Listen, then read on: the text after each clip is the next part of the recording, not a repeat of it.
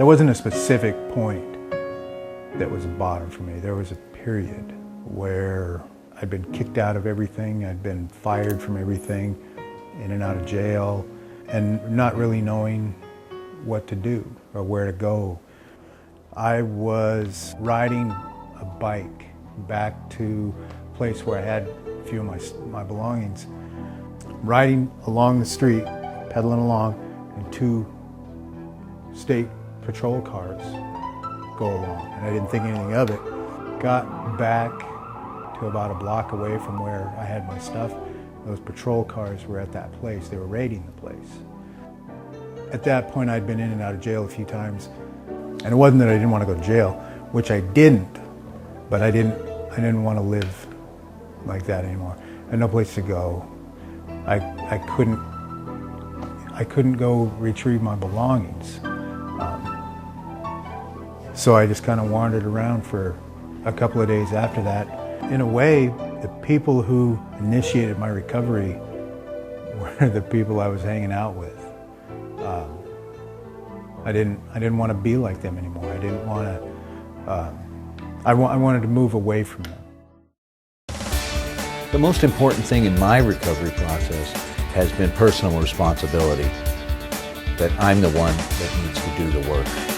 One of the most important things in my recovery is to not take myself so seriously. Coming to terms that I had a mental illness, but it didn't have to define me.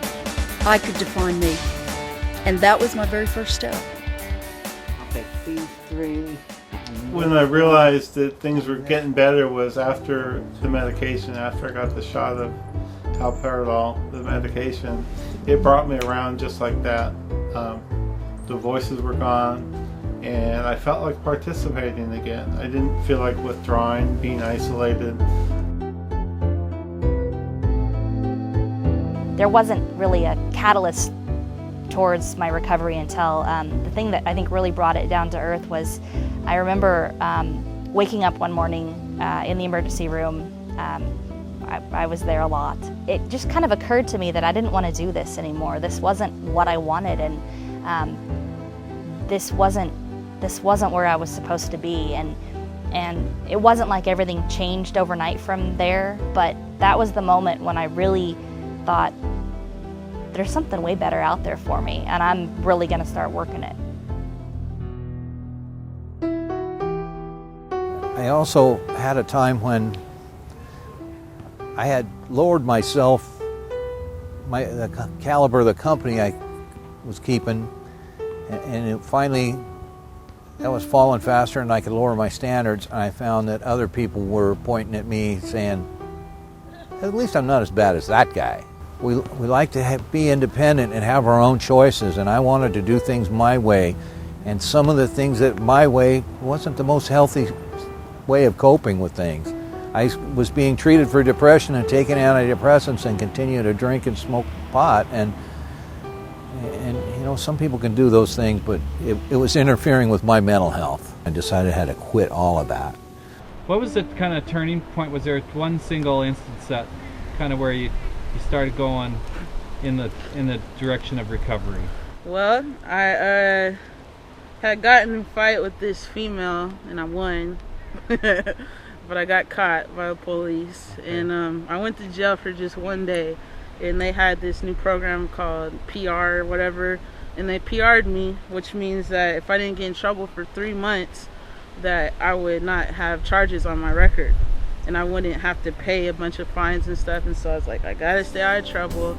And then my boyfriend, he introduced me to Youth in Action. Love. And I was just like, you know, this could be a good outlet for me while I figure out what I want to do with my life. So I went to the first meeting, and, you know, people understood me. They, you know, understood my story. I felt like I wasn't being judged, things like that. And it was kind of freeing for me to, like, you know, move forward and get past all that negativity. Yes, my recovery required a new everything, absolutely everything. The thing that had to change the most was my perception that I was in control. Any idea that I had in my mind that I was in charge or doing anything right, I was way off. I was way off. I had to let go of that. The most important action I took in my recovery was to take medication. The most important action that I took in my recovery was to stop drinking and using drugs. It's finding resiliency, something positive to be involved in, and to just put the negative stuff behind me. To show up. Well, I think first of all, there's the need for recognition that there is help that is out there. I think really a key is having support, having a support network around you, and that's why the use of peer specialists and peer support people has been very helpful. Regaining a sense of hope and feeling a sense of self-efficacy as you learn about the disorder, as you connect with other peers, as you connect with other parents. It's very important that there is self-awareness. So when someone is in recovery, they are self-aware of their triggers, of their needs. The medication helped, and that got me on the road to recovery. Work therapy, part of your stay there was participating in work at the hospital.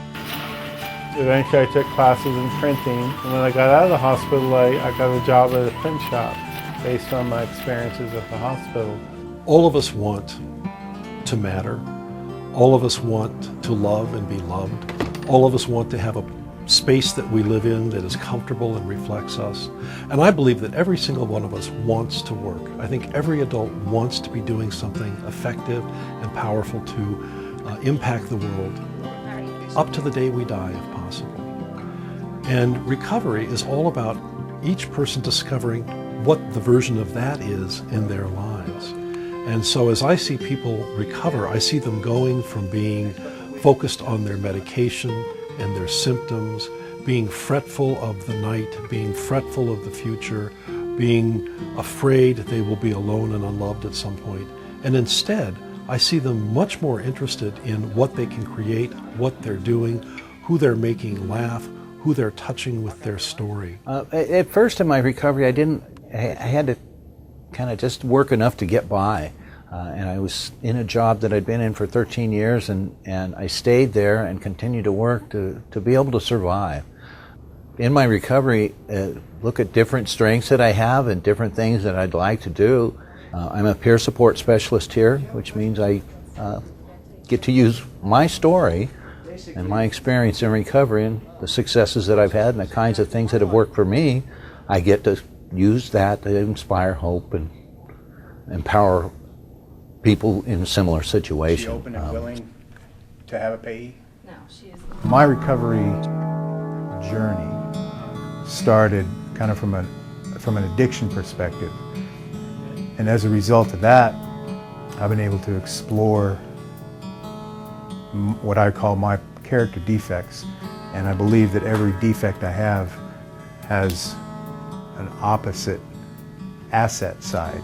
So every defect I have, whether it's being deceitful, that becomes truthfulness. Self-centeredness becomes selflessness. Those kind of things. So, in terms of my own recovery, that's what I strive for, is to have those defects removed, dealt with. I'm under no impression that I'm ever going to be flawless. But I've accepted that about myself. My recovery journey, it does not depend on me being flawless.